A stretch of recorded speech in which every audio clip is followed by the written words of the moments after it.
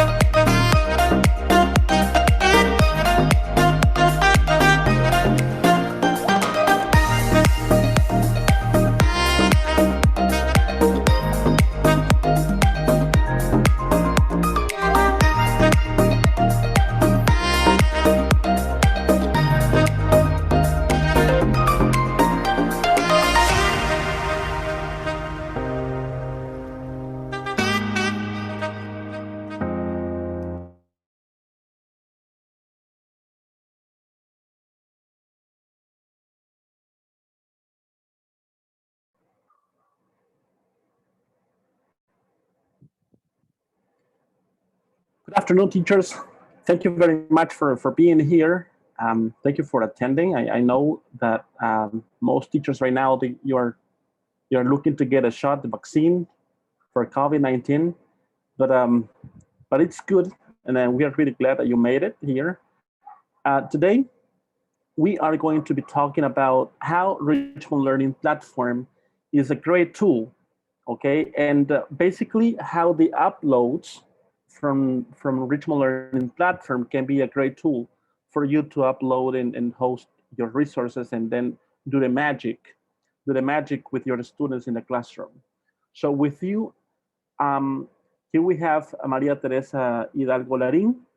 She holds a bachelor's degree in English language teaching from Universidad de Oriente, UNIVO, and a certification as a specialized tutor in online modalities from Universidad Internacional de La Rioja, UNIR. And she has been a teacher with young children and adult English programs. Currently, her main line of work focuses on distance and virtual education and teaching training. So we're going to get started right now. Maite, how are you this afternoon? Good afternoon, doing great. I'm really pleased to be here with all of you. So we are going to start this session in a couple of seconds. I'm going to start sharing my screen with all of you. Very good. So we're going to be here. We're going to stay alert. If there is any question, any comment, please leave it on the chat box. Okay. And we are going to be answering any question that there might be. Okay. So welcome, everyone.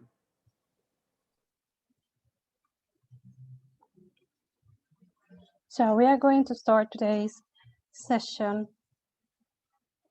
by introducing the topic of this session.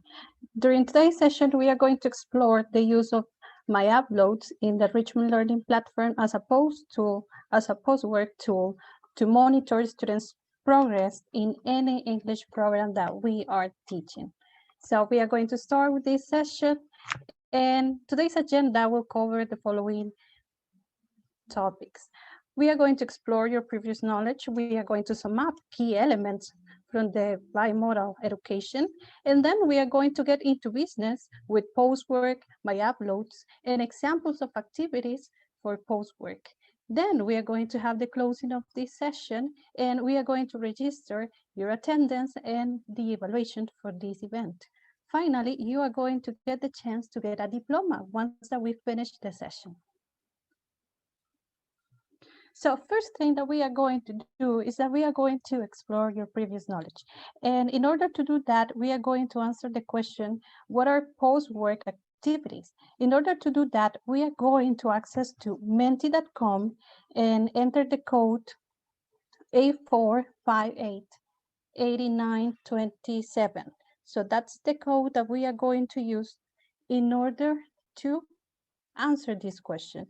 If you have any problem with the link or with the code, I'm going to share with you in the chat the link and the code for this activity.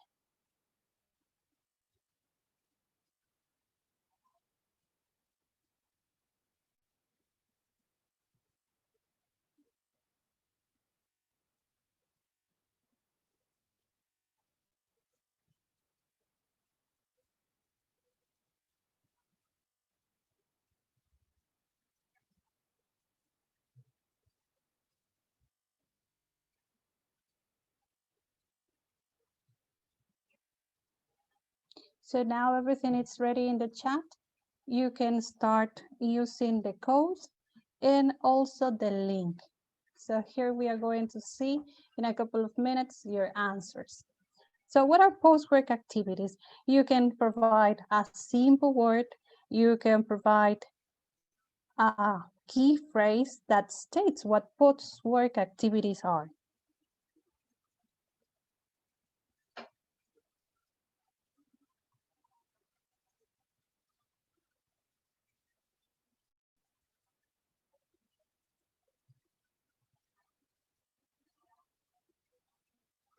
So again, I will repeat the code. The code is 484588927. Someone says here that is wrap up, consolidation, evidence of learning, assessment, independent work, interactive activities, real life task. And these are really good answers because basically all those key phrases and all those keywords that you are providing are excellent examples or excellent ideas that are related with post-work activities. So we are going to stop sharing this screen in order for you to continue exploring more a little bit about this topic. And in here we are going to sum up very important elements about bimodal education. There are very important terms that we need to know that we have to include, especially when we are designing our lessons. And the first thing that we need to consider is bimodal education. What is this term? Well, basically, it's a new concept that refers to the combination of two different modes of training, the face-to-face model, which is the common one, and the virtual model, which is the one that we have been exploring and doing now that our reality has changed. So the combination of those two realities in different courses is what creates the bimodal education. There are different models, of course, but we are going to keep our mind on three important elements. And those elements are the pre-class, the synchronous class, the post-work, which is also known as post-class. And during the pre-class, we are going to use contents, materials to study or to get deep into the student's knowledge. And of course, we are going to use all those contents and materials through different formats like pictures, audiovisuals, or printed materials. On the second stage, which is the synchronous class, we are going to promote independence and autonomy in our students. But we have to consider that this second stage probably will change a little bit based on the students' reality. Sometimes students are sharing the devices, so maybe they are not going to make it to a synchronous class, but maybe they can do it in an asynchronous way. So we have to consider that these two elements that are going to take place during the second stage. And they are very important because it doesn't matter if it's not happening on real time, but we are going to have communication with our students through different means in a virtual session that is taken in real time. And of course, we can use some other kind of tools like forums, like the message center that the platforms have in order to communicate with our students. And of course, they can access to all the videos and all the different resources that we are using during the synchronous class. And finally, the third stage, which is about post-work or the post-class. What do we do on this stage? Well, basically, we are going to focus our attention on providing different activities that are going to support and complement what we already shared on the two previous stages, so that students are going to be able to apply, transfer, and of course, understand the different ways the contents that are being addressed in the lessons. So these are the three main stages that we have to consider when we are talking about bimodal education. But of course, what we really need to check is this.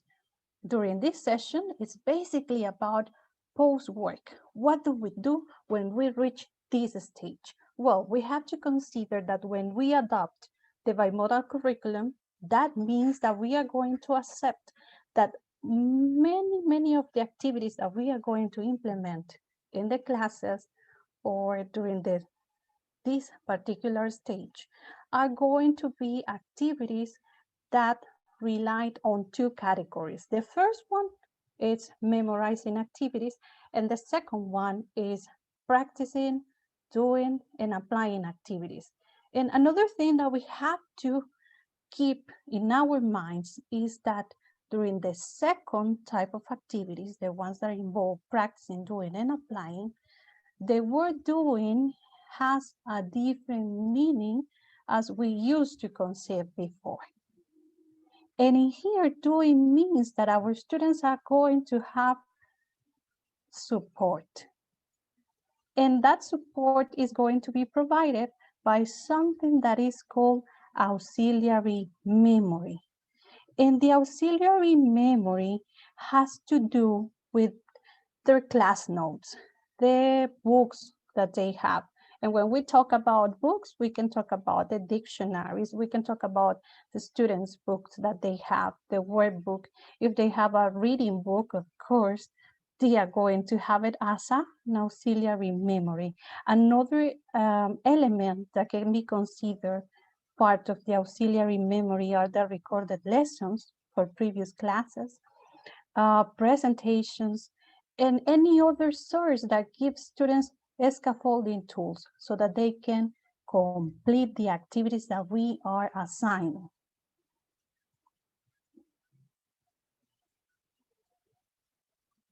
We have a couple of teachers that have joined us recently, so I'm going to wrap up a little bit. So during this session, we have been talking about post-work activities, activities that we do to wrap up our lessons, to present evidence of learning, and we are going to combine these activities with our learning platform. And basically, we had been discussing these two types of activities for post-work, the memorizing activities, the practicing, doing, and applying activities, and we have heard a new term that is called auxiliary memory. And this auxiliary memory has to do with all the resources that students are going to use in order to do or complete the activities that we are assigning. And of course, the different types of these auxiliary memory resources are notes that students are taking during classes, the presentations that the teachers are sharing with students, any video from a recorded session, the printed material that they have at home, and any other thing that students might consider necessary in order to comply with the activities. So now we are going to explore the first category, the memorizing activities. In here, students are going to focus their attention on vocabulary and data acquisition. And what kind of data they need to acquire? Well, they need to acquire concepts, events, people, multiplication tables, spelling, grammar patterns, grammatical structures, pronunciation of particular words. So very specific information. That's what students are going to do on memorizing activities. And it's about storing, keeping in mind all those elements. Then we have the practical activities. And in here, we are going to do something. Yes, and what we are going to do? Well, we are going to execute a task. And what kind of task? Well, it has to be a task that is going to trigger students' high order thinking skills. And which are those? Well, they are going to solve problems, they can analyze sentences, they can process, assess situations, evaluate cases or materials, they can plan, they can develop, and they can synthesize, and of course, they can create something.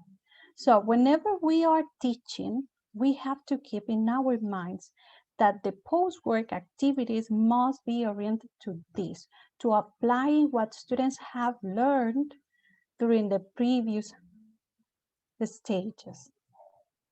And basically, those activities that belong to the category of memorizing, those activities are more oriented to the second stage during the synchronous or asynchronous class. And of course, we can use some of them, but we have to keep on top of the decisions that we take when we plan the class, the practical activities, because in these kind of activities are the ones that are going to give us enough evidence and support about our students' progress in the English program that we have in our institution. So we can provide evidence to our coordinators, to our principal, or to parents. Now let's continue. We are going again to Menti, and inside of Menti, we are going to answer how often do you use this section, my upload?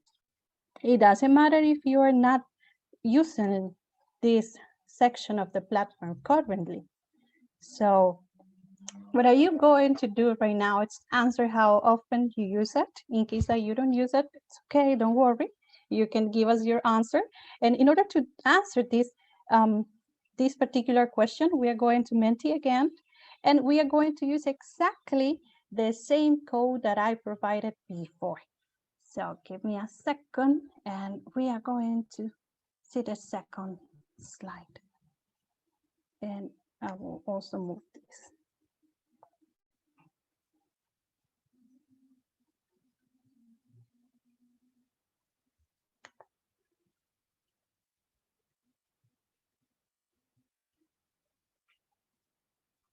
So we are going to see how often do you use it. And I have here someone that says usually. Someone says sometimes. Okay.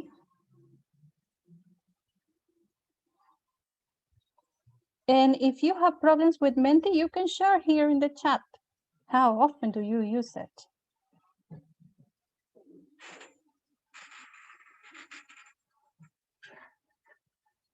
So I have someone who says that rarely uses the platform. Here we have the code in the chat. And as I said, if you have problems to provide your answer, well, you can type your answer in the chat. So things are very even here. Someone says that usually, another one says sometimes, and one of you also says rarely. Now, for the ones that haven't answered, just reflect on your practices. And of course, this is a space for learning, and you are going to learn and get new ideas if you are not using it, that section constantly as part of your instruction model. Omar Esteli is sharing with us that she rarely uses. Well, mister, don't worry. In today's session, you are going to learn how to use it, and you are going to go to the category usually. I'm pretty sure and pretty confident about that. So let's continue with this. And of course, let's go to another section. And before going into the platform, oh, there's another teacher that says that always uses the section on Saturday classes with students. That's really interesting. And now we have here my uploads, and there are important information about my uploads. One thing that we are going to do once we go into the platform is to locate where is my uploads. But we need to consider these 4 aspects. The first one is the type of contents that we can upload? Well, we can upload documents and links. We also have something related with storage. We have 100 megabytes. Sounds not so much, but we can make it bigger if we manage pretty well the files or the links that we are sharing, so we can make it last for us. And another thing is that you can share with your students. That means that you can make the content public, and you can also make it private. And another thing, but this one is related with students can decide to share the content only with the teacher and not with the rest of the class. So in case they want to keep things private just between them and the teacher, that will be just the right solution. And of course, you can edit some fields in the platform about those particular files or links that you are sharing. So right now, I'm going to the platform, and you are going to see where is my uploads.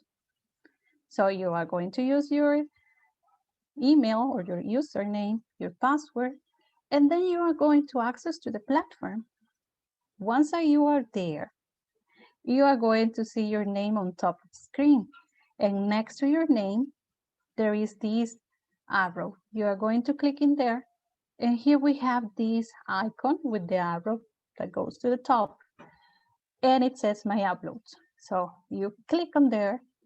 And this is what you are going to see. You are going to see the different files that you have uploaded to your profile.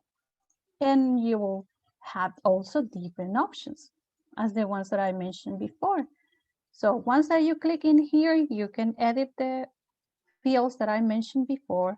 So if there is a mistake in the title, you can correct it. You can select the content type that you are sharing, and also the classes. In here, we are not going to see anything related with the classes. Well, once that you finish to update the information, you click on here and everything will be ready. Another thing that you can do is to delete.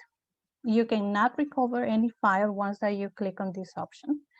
And you can also have the choice to share it. So here we have it, the name of the file. And of course, here we have the different classes. So we select one of the classes and we click on share. For example, I will share it here. And you will see something different. The icon has changed. That means that it's visible for students now. And in here, we cannot see it because it's private. Another thing that we can do from here is to classify them, like deciding which are the ones for each class, or classify them according to the kind of file that we are going to upload. It is highly recommended to keep things very basic with documents and web links, and also pictures because of the space. And of course, in here, we have this option that is the one in which you add a link, you write a title, you copy and paste the link, and you create it, and it will appear as it appears in here. If you are going to upload a file, you have two options. You drag the file and drop it here on this dotted section, or you choose a file and put it directly in here where it says choose a file, and you have to look for the file that you want to upload. Then you upload it and it will be right here. And we have this icon, and this icon is going to tell you the storage so that you can monitor the storage that you are using. It is important to avoid assigning these contents, because if you assign them, you are not going to be able to delete them, and that is going to reduce your storage room. So we are going to continue here, and we are going to see, of course, how we are going to connect uploads and the practical activities in the after the classes. How we do this? Well, we already have checked the platform.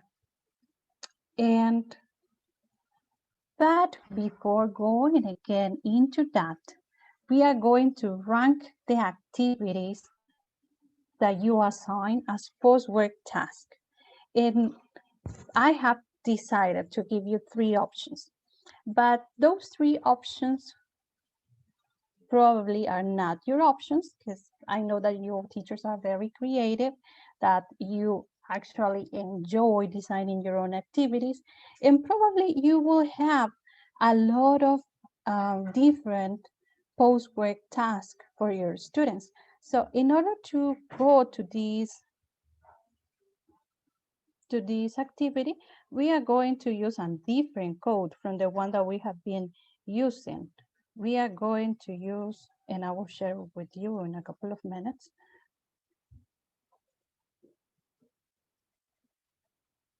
We are going to use another code, and that code is 5187833. That's the one that we are going to use. And I'm going to stop sharing for a moment. And it's good to see Mr. Eddie Fabian, Ms. Carolina Hernandez, Mr. Omar. It is a pleasure to count with all of you right here. And of course, to have you here participating and ranking. Hello, I have a question. Sorry. Tell me. I want to know how much, or well, my doubt is related with the uploads, and I Okay. want to know how much memory or something like that do we have to upload something, because once I upload a video and I want to, because I work with 6 sections and I want to upload another videos, different videos with the other sections or grades. And I couldn't, because it says that there wasn't enough space. So I want to know how much memory do we have, or if you improve that. So I don't know. We only have 100 megabytes. Mostly videos are heavier than that. So what I recommend, instead of uploading the video, is to upload the link of the video. If you are using a YouTube video, it's way easier to just copy the link and in my uploads. If you have a video that you as teacher have created, you can put it into your drive, and then you can share the link with your students, and you won't have problems with the space. Oh, yes, it's true. Thank you. Thank you for the tip. Yes, it was a video created by mine, and I didn't want it to upload it to YouTube, but to upload it to Drive, it's a good tip. Thank you. So now we are going into Menti, and we are going to rank the activities, the ones that you assign as post-work, based on the suggestions that I have prepared for you. So I have here a workbook or printed workbook assignments. Additional projects is taking the 2nd place. Interactive activities are also present. And here in the chat, if you want to share with us, well, we are going to see what are the kind of activities that you are assigning as part of the post-work stage.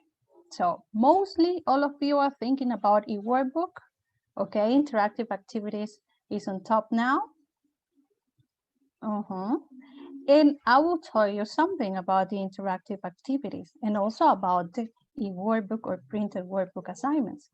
Some of the interactive activities are focusing their attention on vocabulary and grammar. And the same case is the one that we have on the workbook or the printed workbook.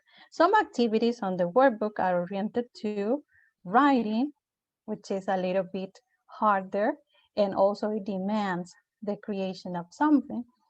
And The additional projects, of course, are wonderful, but if we reflect about the two categories that we saw before, the interactive activities, the e-workbook, and the printed workbook, they are just activities that help us to memorize things. The additional projects, the ones that involve speaking, writing, creating, thinking, and going beyond the actual activity that we are presenting, those are the ones that belong to the other category, the one that involves doing. We are going to continue here. And I have 6 proposals for you. The first one is recordings. We are going to see those proposals in action in a couple of minutes. Recordings, and how do we use recordings as part of the post-work? Sometimes we want to monitor our students' speaking skills. And a good way to do that is to ask them to record themselves. What they can record? They can record tongue twisters, poetry. If you are teaching younger students and you have a list of vocabulary, they can't read the list of vocabulary so that you can monitor if the students have acquired the pronunciation of those words. If you are with advanced students, you can ask them to share with you a podcast that they have created, that they have designed, that they have thought about the script that they are going to use. Now, the second option that Miss Monica shared with us, videos. You can share videos with your students, and your students can share videos with you as well. They can record a video on screencast. If they are using a cell phone, they can record it on Flipgrid, which is really friendly. And what they can record? Well, they can record show and tell activities in which they are presenting their favorite food, or activities in which they are presenting their favorite toys. If we are talking about younger students. Of course, if your students have created a poster, they can display the poster, they can explain about the different genders of music, or they can talk about a country, they can dress up, and then they share with you the link and you can observe what they have done. What else? Spelling practice. They can model with you the way they stand, how they put their hands behind their backs, and how they are going to spell all the words that you all have assigned. If you have the chance to work with the students, and if you also have experienced group work now that we are under this reality, maybe you can assign students to record dialogues. They can join together in Zoom, for example, and they can say their part of their dialogue and act it out. And they can record the session and later they can share with you the link. Another one are written projects or crafts. Sometimes in book series like English ID or Personal Best, we have at the end of every unit a writing project. So students have to fill in a form with their personal information, or they have to write an email, or they have to write a review about a movie or a book, and you want to monitor that. Well, a good way to do that is to ask the students to take a picture of the written product that they have and upload it. With younger students, we have hands-on activities. Those activities are at the end of the units as well. And we can find it in book series like Cool Kids, Skyrocket, Thumbs Up. And we can ask the students to do these hands-on activities at home with the help of their parents or caregivers. And once that they are ready, they can take the picture, they can share it with you through my uploads, and you will see how well your students are understanding instructions by reading. And also, since English is a really big thing, your students are going to be also developing their fine motor skills. So let's continue with the other group of proposals. We have here also graphic organizers. For advanced students, this is a nice idea. There are plenty of softwares that allow you to create graphic organizers or mind maps. So you can use Bubbles, MindMaster, and you can create different concepts, different diagrams. With younger students, you can also do it. For example, if you're teaching pets in first grade of Cool Kids, probably your students are going to ask you about more animals. So you can discuss about zoo animals, or you can also discuss about farm animals. So you are going to have 3 categories: pets, zoo animals, and also farm animals. And you can create 3 different families of words or 3 different clusters of vocabulary by using a mind map. Of course, they can draw it and take the picture. And if they are advanced students, they can use an IT tool. That's okay. And another proposal is the one that includes additional worksheets or exercises. As Richmond, we have plenty of resources for teachers, and we also provide in some book series worksheets. And you can upload these worksheets and tell your students to complete them and send pictures to you. And they are going to help you a lot because you are going to review important contents, or maybe you can prepare your students before taking a short test, or you can warm up students' knowledge before a lesson, even though they are at home. And finally, the last proposal is class presentations. You are going to share with your students the lessons. Sometimes we are teaching our class, we display the presentation, but our students do not have access to that. Well, if you are creating your presentations on Google Slides, or if you are creating them on a different program like Nearpod or Genially, you can easily share the link with your students and they can have access to that link.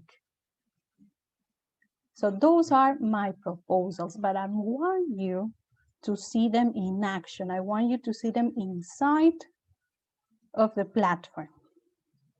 So right now, I'm going to show you the first one. I started talking about an audio, right? Well, you are going to listen to an audio.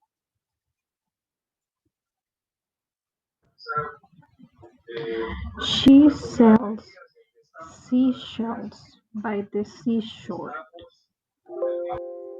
So we have an audio here. It was a little girl, that's why it sounds so soft and tender. But as you were able to see, I just click on the link, it directs me here to the audio, and easily, it was really simple to do. What else? Well, I remember that I also mentioned videos, that I also mentioned mind maps. Well, we are going to see all of them in action. Oh, this is a video. That's me. Hi, my name is María Teresa and I'm sharing with you today these nice crayons. They are red top and they are smooth, colorful, and nice to work with. Okay, as probably some of you are teaching and using English ID, this is one activity from one of those books, from book number 2, the one that it's blue. So as you see, those are activities that are actually inside the books that you are using. We are teaching animals in Cool Kids. Well, You are going to see a mind map here in a couple of minutes. Here we have it. We have the family of farm animals, and we have bull, sheep, goat, horse, dog, cow, hen, chicken. So we have that family of animals right there. And we were able to see that this girl actually understood which are the farm animals. What else do I have here? Well, I also have the hands-on activity. And as you can see it here on screen, it's a picture and it's a caricature. This one is from Cool Kids Level 1. And I also mentioned the presentations of your classes, right? Okay, so here we have them. In a couple of minutes, you will see it. And this is a really nice website. If you want to create everything from here for your presentations, well, in here students can do this and interact with the different activities that the teacher has presented in the class. And they can type, they can also draw, they can highlight.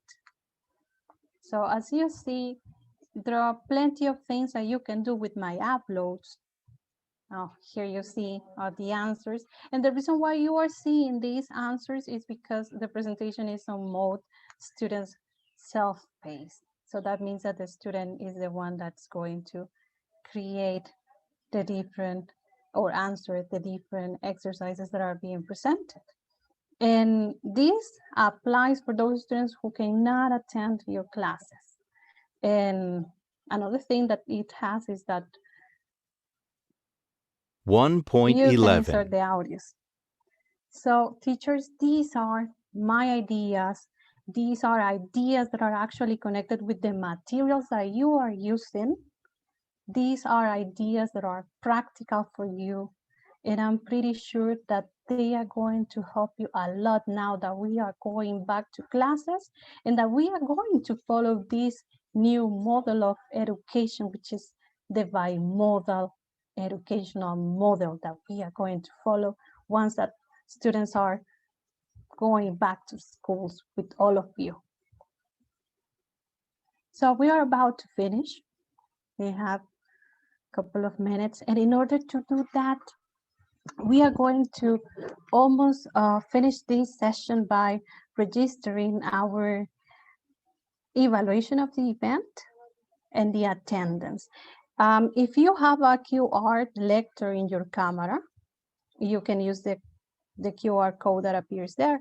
If that's not the case, I will share with you the link that appears on screen so that you can easily fill in the evaluation and the attendance form. So in a couple of seconds, you will receive the link in the chat.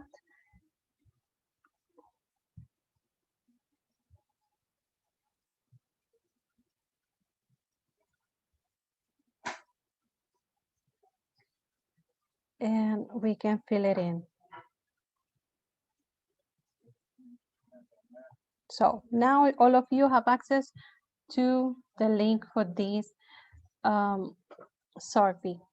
So do not forget to complete all the blank spaces and to fill in all the bubbles that we are requesting so that you can tell us if you enjoyed the webinar. And also, we are going to keep track of your attendance.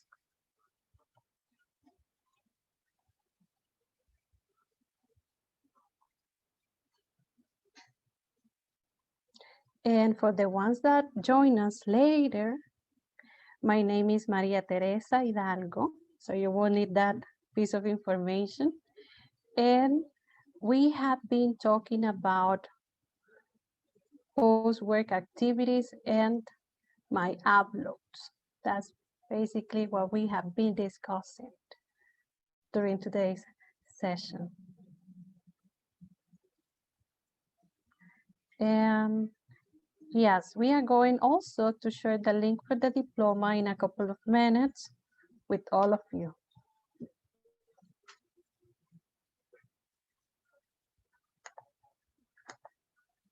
And now that we are talking about the diploma, we are going to follow these instructions. We are going to use another link that we are going to share in a couple of seconds in the chat.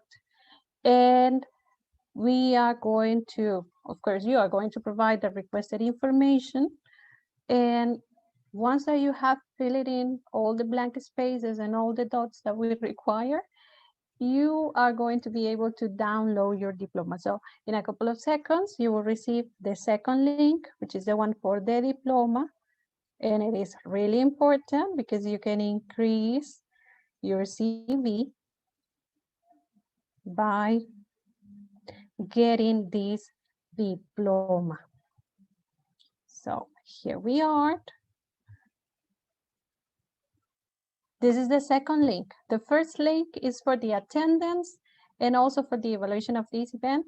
And the second one is for you to get the diploma. So first thing that you are going to do is that you are going to use the link in the chat. You are going to provide the requested information. You are going to tell us your name, the institution, and some more spaces there for personal information that you are going to share with us. And once it's over, you download your diploma and you will be able to add it to your CV. And now, meanwhile, you are filling in all those forms that we have provided, I have here an important piece of information that we as Richmond want to share with you.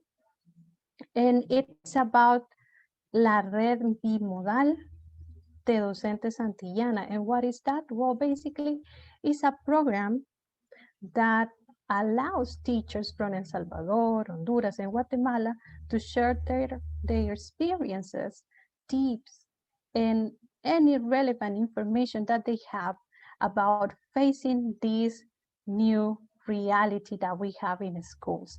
So, la Red Bimodal de Docentes Santillana, also known as REBID, it's an initiative from el Centro de Innovación Educativa de Santillana. And I'm going to switch into Spanish. And I'm going to quote Isauro Blanco. La mente humana asocia el cambio con experiencias paradójicas, miedo a lo desconocido y anhelo de mejora, innovación. Esta dicotomía suele marcar la respuesta emocional y conductual en las personas. El origen de los mayores éxitos se encuentra en el riesgo. Esa es una frase muy inspiradora y que nos dio la inspiración para crear esta red de docentes. ¿Y cómo me inscribo? ¿Cómo participo? Bueno, hay algunos pasos que es necesario seguir. El primero es llenar un formulario que será enviado. De hecho, lo podemos compartir con ustedes a través del chat. El segundo es que usted debe ser un docente usuario de Santillana Compartir, de WIMAT, de SET21, Logros o de Richmond Solutions. Debe disponer, esto es muy importante, de al menos 10 horas en el año para su autoformación, porque Santillana le enviará acceso a cursos, diplomados, videos y podcasts. Y la formación, por supuesto, no será en horarios de trabajo, será desde una modalidad virtual y asíncrona. Y el paso 4 es grabar un video para aportar en el banco de recursos digitales. Este video puede tener una duración máxima de 7 minutos y usted compartirá su mejor estrategia de educación bimodal. Si no desea grabar el video, este video no es obligatorio para formar parte de la red. Y por supuesto, el último paso pues es poseer una actitud positiva para la gestión del cambio, estar abierto a los cambios y a convertirse en un docente innovador e influencer positivo para los alumnos, para los colegas en el trabajo y por supuesto para los padres de familia. En un momento yo les comparto a ustedes la información de la red bimodal para que se unan a nosotros y junto a docentes de 3 países ustedes puedan intercambiar toda su experiencia, todo el bagaje que han acumulado ahora que se han enfrentado a una nueva realidad y cómo han logrado adaptarse a este cambio.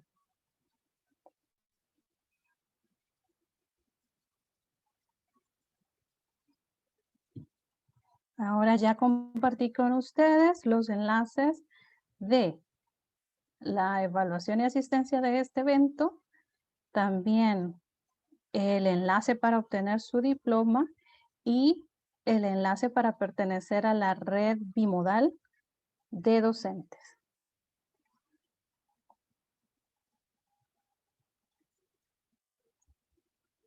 En este momento dejo un espacio para cualquier pregunta o duda que tengan, ya sea respecto a los contenidos que hemos abordado en este webinar y también respecto a cualquier duda que tengan en los formularios que hemos compartido con ustedes.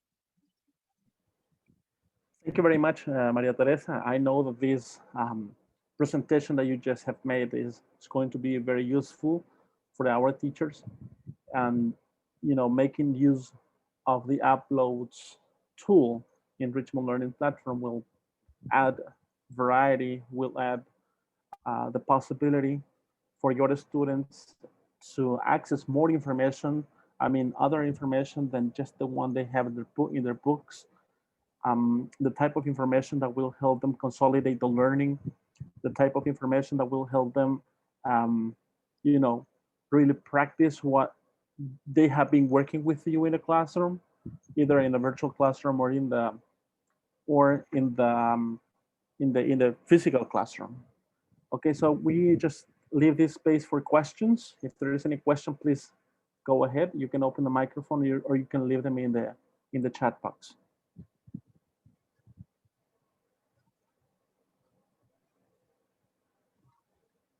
There is something that I would like to add. If you upload whatever it is, a link, a video, a Word document, a PDF document, whatever the file or link, sorry, that you upload, you can delete it at any time. Even if you have shared it with the students, you can delete it. But if you assign it as homework assignment, you will not be able to delete it. So my recommendation is not to assign it as an assignment, but just share the file with your students.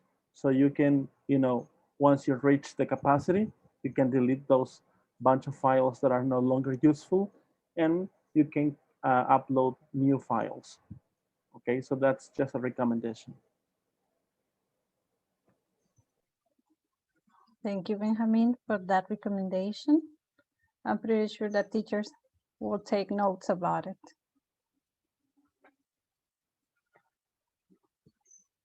So we are waiting for questions. And in case there are additional questions or any doubt, you can type it in the chat if you are experiencing problems with the microphone. Sometimes might happen. So if there are additional questions, we are here checking the chat. And we really appreciate your attendance. I know that it probably was really hard because you have another things to do. You have a very complicated agenda, but we are pretty sure